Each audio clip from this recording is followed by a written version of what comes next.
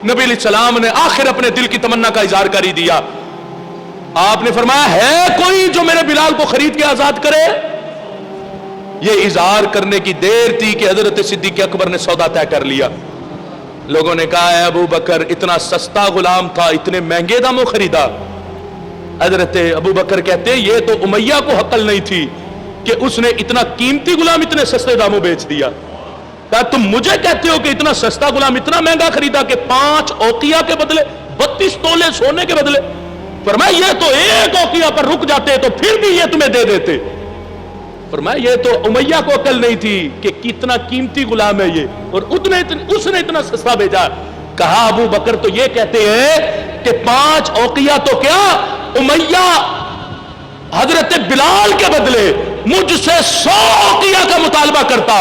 तो फरमाया, बिलाल के बदले अबू बकर इतना सोना देने को भी तैयार हो जाते।